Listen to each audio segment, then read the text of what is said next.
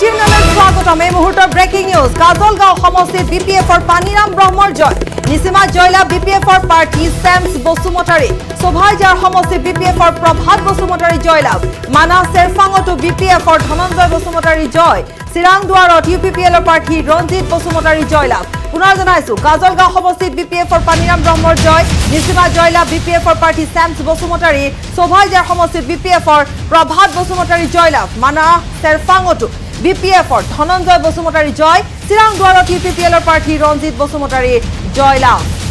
নিলয় ভট্ট দেখিবলৈ পোৱা গৈছে ঘনে ঘনে দৃশ্যপট সলনি হ'বলৈ ধৰিছে আৰু সময় যিমানে অতিবাহিত হৈছে সম্পূৰ্ণৰূপে যেন প্ৰতি মুহূৰ্ততে সলনি হৈ গৈছে দৃশ্যপট যি আমি কৈ গৈ আছো আৰু ইতিমধ্যে আমি যিহেতু ফলাফলৰ কথাও কৈ গৈ আছো নিলয় ভট্ট, গতিকে এই যি সলনি এটা পৰিৱেশ দেখিবলৈ পাইছে নিলয় ভট্ট কি ক'ব এই মুহূৰ্তত? বাপৰি যেহেতু পঞ্চমটো ৰাউণ্ড সমাপ্ত হৈছে প্ৰায় সকলো মতগণনা কেন্দ্ৰত,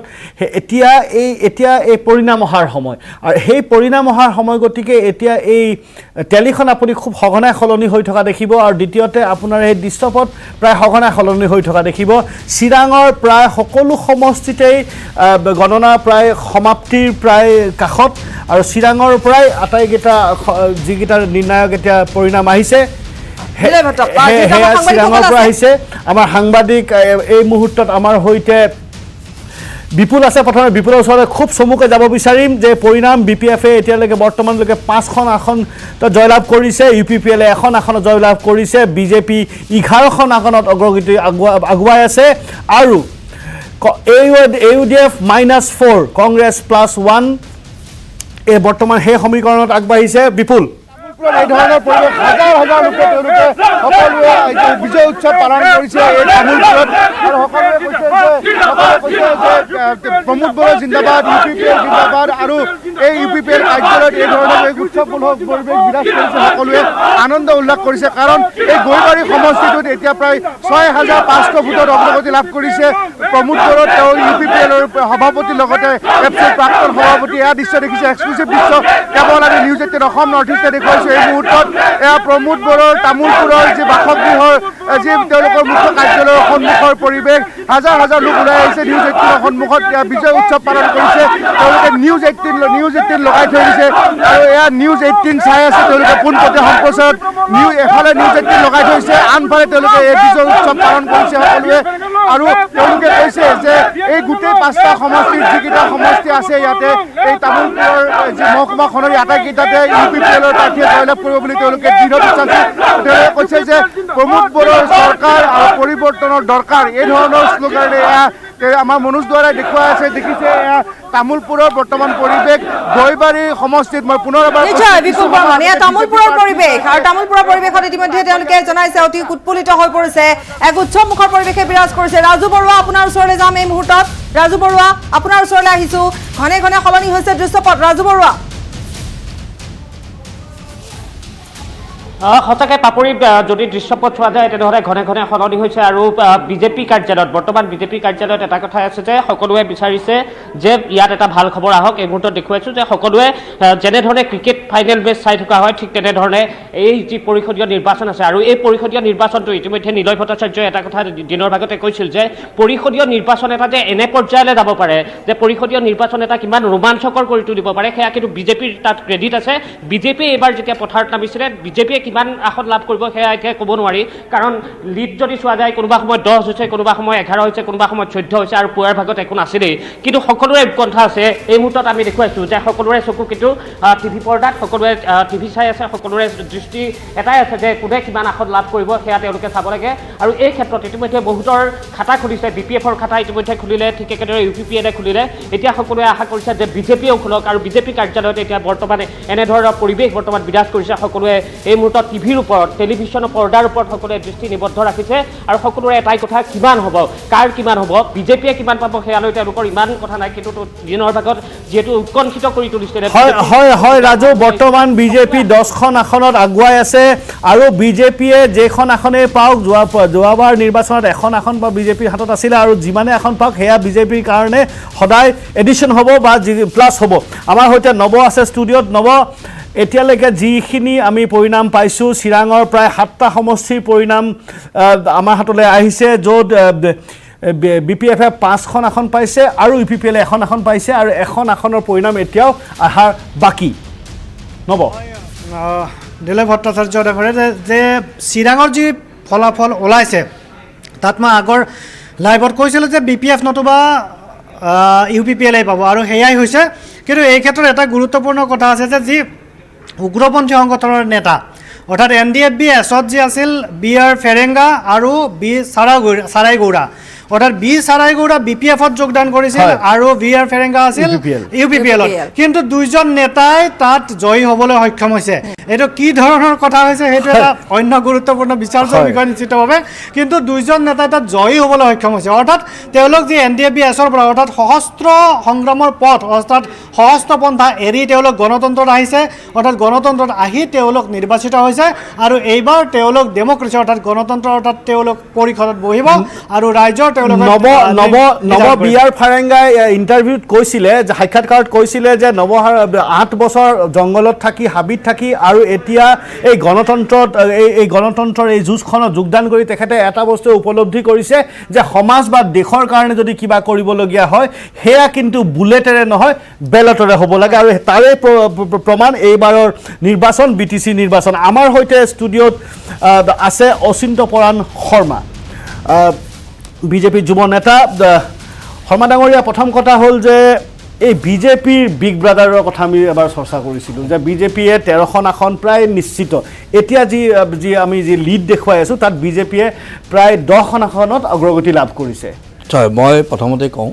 যে যোৱাবাৰ আপুনি উল্লেখ কৰিছে যে এটা চিটত আমাৰ ভাৰতীয় জনতা পাৰ্টিৰ বৰভূমিত আছিলে, বৰ্তমান আমি 10টা, আৰু আশা কৰিছোঁ আপোনালোকে লক্ষ্য কৰিছে চাগে আপুনি গেপবিলাক অতি কম, প্ৰতি মিনিটে দৃশ্যপট সলনি হৈছে। চ' আমি এতিয়াও আশাবাদী যে 13খন আসনলৈকে আমাৰ হয়তো উন্নতি হ'ব। আৰু বিগ ব্ৰাদাৰৰ কথাটোতকৈ ডাঙৰ কথাটো হ'ল যে ভাৰতীয় জনতা পাৰ্টীয়ে BPF-ৰ যি দুৰ্নীতি আৰু ভ্ৰষ্টাচাৰ তাৰ বিৰুদ্ধে এক সংগ্ৰাম আৰম্ভ কৰিছে, আৰু এই সংগ্ৰামত ভাৰতীয় জনতা পাৰ্টীৰ দল সংগঠন সকলোৱে একেলগ হৈছিল। আমি 3টা বিষয় আমি চাব লাগিব যে যোৱা 70টা বছৰত হাগ্ৰামা ডাঙৰীয়াৰ নেতৃত্বত BPF-ৰ চৰকাৰ চলি আছিল, তাত ভাৰতীয় জনতা পাৰ্টীৰ কোনো অস্তিত্ব নাছিল। কিন্তু বৰ্তমান সময়ত আপুনি এটা কথা নিশ্চিত হওক যে 2021-ত যি সংগঠন আমাৰ এই সময়ত শক্তিশালী হ'ল, আমি আজিৰ দিনত বিগ ব্ৰাদাৰ হওঁ নে নহওঁ এইটো অন্য এটা কথা, কিন্তু বৰ্তমান সময়ত চাবি কিন্তু ভাৰতীয় জনতা পাৰ্টীৰ হাতত যি বৰভূমি চৰকাৰ, আৰু এই যিটো জয়যাত্ৰা ভাৰতীয় জনতা পাৰ্টী আৰম্ভ হৈছে সেইটো 2021-ত এই জয়যাত্ৰা আৰু ইয়াতকৈ অধিক ৰূপত আপোনালোকে দেখা পাব। শৰ্মা ডাঙৰীয়া, নাগৰিজুলিৰ 1খন আসনৰ পৰা এতিয়া 10খন আসনত অগ্ৰগতি লাভ কৰা, ইয়াৰ আঁৰত এইবাৰ যি আমি নিৰ্বাচনী প্ৰচাৰ দেখিব পাইছিলোঁ, য'ত হিমন্ত বিশ্ব শৰ্মাই যি ধৰণে তাত নিৰ্বাচনী প্ৰচাৰ কৰিছিল, তাৰ এই গোটেই যে BJPৰ উত্থান বুলিয়ে কৈছোঁ, এতিয়ালৈকে যদিও ফলাফল অহা নাই, কিন্তু 10খন আসনত যিহেতু অগ্ৰগতি লাভ কৰি আছে, তাত হিমন্ত বিশ্ব শৰ্মাৰ ৰোলটো কিমান ডাঙৰ বুলি ভাবে, তাত যোগদান কিমান ডাঙৰ বুলি ভাবে? ডেফিনেটলি ভাৰতীয় জনতা পাৰ্টী অসম প্ৰদেশৰ হিমন্ত বিশ্ব শৰ্মা ডাঙৰীয়া আমাৰ নেতৃত্ব বহন কৰি আছে, আৰু তেখেতে বড়োভূমিৰ এই নিৰ্বাচনত সম্পূৰ্ণ 100% দিছে। লগতে আমাৰ ৰাজ্যিক সভাপতি ৰঞ্জিত দাস ডাঙৰীয়া, আমাৰ ৰাষ্ট্ৰীয় সম্পাদক দিলীপ শইকীয়া ডাঙৰীয়াকে নেতৃত্ব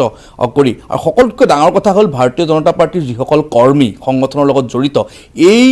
কৰ্মীসকলে কিন্তু আজি বহুকেইটা নিৰ্বাচনত আশাৰে বাট চাই আছিল যে ভাৰতীয় জনতা পাৰ্টীয়ে নিৰ্বাচনত প্ৰত্যক্ষভাৱে প্ৰতিদ্বন্দ্বিতা কৰিব আৰু তেওঁলোকে তেওঁলোকৰ 100% উজাৰি দিব। আৰু আজিৰ দিনত আমি এটা কথা বিশ্বাস সম্পূৰ্ণ প্ৰতীয়মান যাব পাৰোঁ যে ভাৰতীয় জনতা পাৰ্টীৰ সংগঠন বড়োভূমিত যথেষ্ট শক্তিশালী।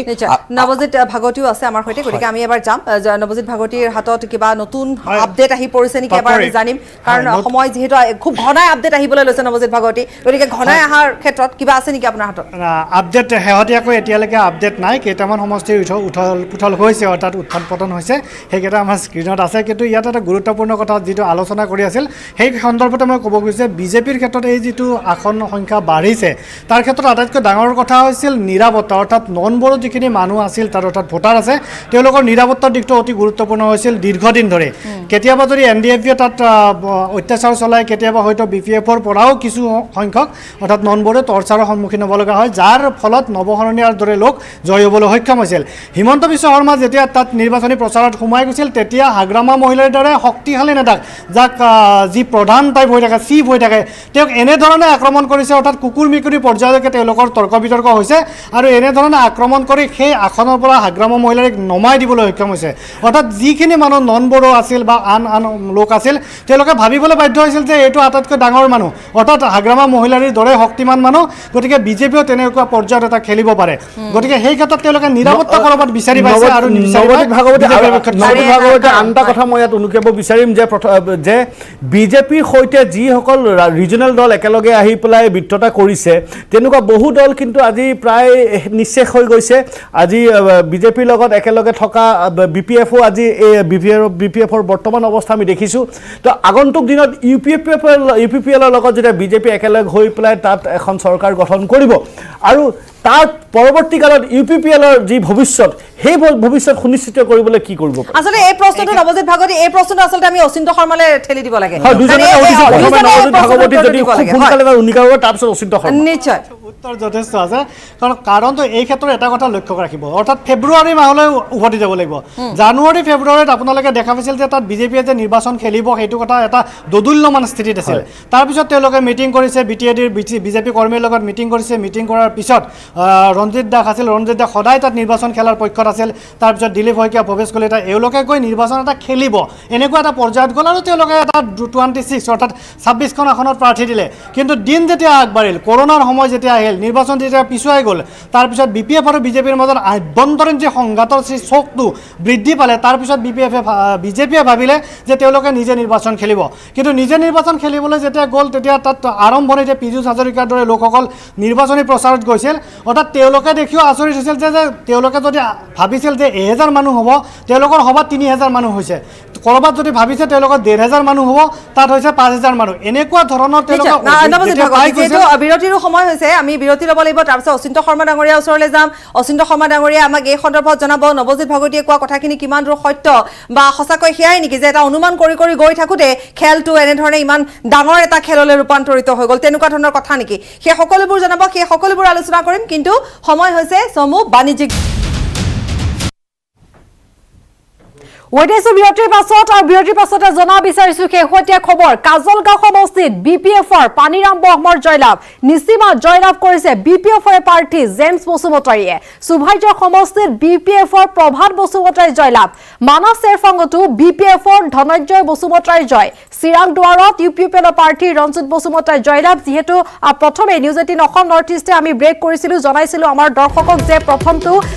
জয়ৰ খবৰ সেয়া হৈছে চিৰাং দুৱাৰত ইউপিপিএলৰ প্ৰাৰ্থী ৰঞ্জিত বসুমতাৰীৰ জয়লাভ আৰু আন কেইবাটাও যিহেতু সমষ্টিত ভোটগণনা সম্পন্ন হৈছে পুনৰবাৰ জনা বিচাৰিছো কাজলগাঁও সমষ্টিত বিপিএফৰ পানীৰাম ব্ৰহ্মৰ জয় নিচিমাত বিপিএফৰ প্ৰাৰ্থী জেমছ বসুমতাৰীৰ জয়লাভ সুভাইজৰ সমষ্টিত বিপিএফৰ প্ৰভাত বসুমতাৰীৰ জয়লাভ মানস চেৰফাংগতো বিপিএফৰ ধনঞ্জয় বসুমতাৰীৰ জয়লাভ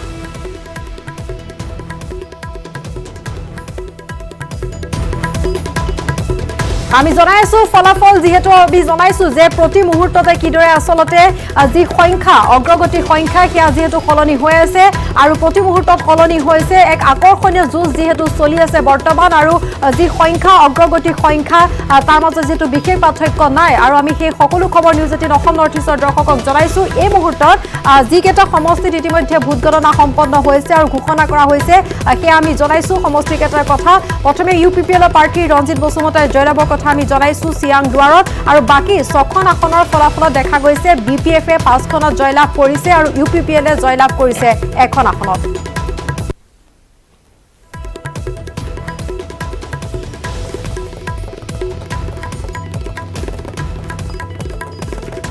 আৰু সমান্তৰালভাৱে আমি জনাই আছো শেহতীয়া খবৰ নিউজ 18 অসম নৰ্থ ইষ্টৰ দৰ্শকক আৰু আমাৰ টেলিভিছনৰ পৰ্দাত আমাৰ দৰ্শকে প্ৰত্যক্ষ কৰিছে অগ্ৰগতিৰ যি সংখ্যা আমি দেখুৱাই আছো বিপিএফ BPF খবৰ জনাইছো এতিয়ালৈকে 9খনত অগ্ৰগতি লাভ কৰিছে তাৰ বিপৰীতে 5খনত জয়লাভ কৰিছে UPPL এতিয়ালৈকে এখন আসনত জয়লাভ কৰিছে 13খনত অগ্ৰগতি লাভ কৰিছে আৰু GSP এতিয়ালৈকে কোনো ধৰণৰ অগ্ৰগতি তেওঁলোকে এখন আসনত অগ্ৰগতি কিন্তু জয়লাভ খবৰ অহা নাই বিজেপিৰ ঠিক তেনেদৰে 9খন আসনত অগ্ৰগতি আৰু দেখা পোৱা গৈছে বিজেপি 14ৰ পৰা 9লৈ নামি আহিছে এই সংখ্যা কংগ্ৰেছ AIDF এখন আসনৰ কথা আমি ইতিমধ্যে উল্লেখ কৰিছো অগ্ৰগতি লাভৰ তাৰ বিপৰীতে 6খনকৈ আসনত ফলাফল ঘোষণা কৰা হৈছে য'ত 5খন আসনত এতিয়ালৈকে 5টা সমষ্টিত BPF জয়লাভ কৰিছে তাৰ বিপৰীতে দেখা পোৱা গৈছে এটা সমষ্টিত UPPL প্ৰাৰ্থীয়ে জয়লাভ কৰিছে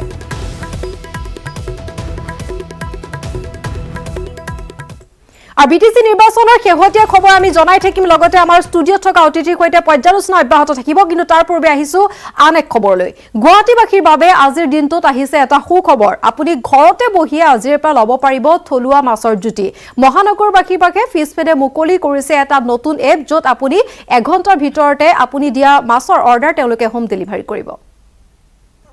গুৱাহাটীবাসীৰ বাবে সুখবৰ ঘৰত বহি সোৱাদ ল'ব পাৰিব থলুৱা মাছৰ জুতি মহানগৰবাসীৰ বাবে ফিছফেডে মুকলি কৰিছে ফিছফেড আছাম ইশ্বপ নামেৰে এটা এপছ যি এপছৰ জৰিয়তে আপুনি ঘৰত বহিয়ে আপোনাৰ পচন্দৰ যিকোনো থলুৱা মাছৰ জুতি ল'ব পাৰিব বজাৰৰ দৰতকৈ কম দামত আপুনি ঘৰত বহিয়ে জুতি ল'ব পাৰিব এই থলুৱা মাছৰ প্ৰতি কেজি ভকুৱা 300 পৰা 350 টকা বৰালি 500 টকা চিতল 600 টকা আৰি 800 টকা হল 400 টকা ৰৌ 300 টকা গাছ কাপ 200 টকা গাছ কাপ 200 টকা দৰত গুৱাহাটীবাসীয়ে খাব পাৰিব আজিৰ পৰা গুৱাহাটীবাসীয়ে বিভিন্ন ধৰণৰ মাছ সেই মাছখিনি তেওঁলোকে ঘৰত থাকি মোবাইলৰ যোগেদি এপৰ যোগেদি এটা ব্যৱস্থা কৰা হৈছে যেটো ফিছফেড আছাম ইশ্বপ গ্ৰাহকে এপছটোত বুক কৰাৰ এঘণ্টাৰ ভিতৰত হোম ডেলিভাৰী দিয়া হ'ব মাছৰ পৰিষ্কাৰ পৰিচ্ছন্নতাৰ ওপৰত বিশেষ গুৰুত্ব ফিছফেডৰ আমি যেহেতু এই মাছৰ যিখিনি ডেলিভাৰী কৰাৰ ক্ষেত্ৰত আমি এটা কথা বহুতখিনি গুৰুত্ব আৰোপ কৰিছোঁ আৰু আপোনালোকে দেখিছে যে চাফ চিকুণতাটো আমি সদায় ইয়াৰ ওপৰত গুৰুত্ব আৰোপ কৰিছোঁ শনিবাৰে বিৰুবাৰীত থকা ফিছফেডৰ মুখ্য কাৰ্যালয়ত এই এপছটোৰ আনুষ্ঠানিকভাৱে মুকলি কৰি মহানগৰবাসীৰ বাবে যথেষ্ট উপকৃত হ'ব বুলি মন্তব্য কৰে মীন মন্ত্ৰী পৰিমল শুক্লবৈদ্যদেৱে আজি প্ৰথম যে ফিছফেডৰ যিটো অফিস বিল্ডিং এই অফিস বিল্ডিংখন আমি ৰিনোভেশন কৰি আমি যাতে ধুনীয়াকৈ আমি ইয়াতে কাম কৰিব পাৰোঁ তাৰ কাৰণে এই অফিসখন ৰিনোভেশনেৰ ক্ষেত্ৰত আমি অলপ ব্যৱস্থা আমি লৈছোঁ প্ৰথমবাৰ আমি এটা মানে এপছ আমি আৰম্ভণি কৰিলোঁ যে ঘৰত বহি যিকোনো ৰাইজে আমাৰ ইয়াতে মাছৰ অৰ্ডাৰ দিব পাৰে আমি ঘৰলৈকে তেওঁক পहुঁচাই উল্লেখযোগ্য যে শনিবাৰৰ দিনটোতে ফিছফেডৰ পুনৰ নিৰ্মিত মুখ্য কাৰ্যালয়ৰ দ্বাৰ উদ্ঘাটন কিষাণ ক্ৰেডিট কাৰ্ড বিতৰণৰ পৰা আৰম্ভ কৰি বহুকেইটা কাৰ্যসূচী ৰূপায়ণ কৰা হয়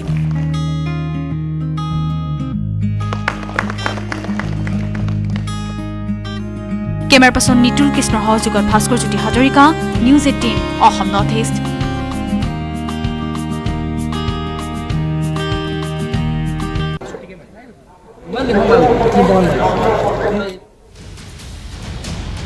আৰু পুনৰবাৰ আজিৰ দিনটোৰ যি মূল বিষয় আমি সেই প্ৰসংগলৈ যাব বিচাৰিছো বিটিসিৰ ভোট গণনা খবৰ আমি জনাইছো 6টা সমষ্টিত ইতিমধ্যে ঘোষণা কৰা হৈছে জয়ী প্ৰাৰ্থীৰ নাম কাজলগাঁও সমষ্টিত আমি ইতিমধ্যে জনাইছো বিপিএফৰ পানীৰাম ব্ৰহ্মই জয়লাভ কৰিছে আৰু জয়লাভৰ পিছতে নিউজ 18ৰ আগত পানীৰাম ব্ৰহ্মৰ প্ৰথম প্ৰতিক্ৰিয়া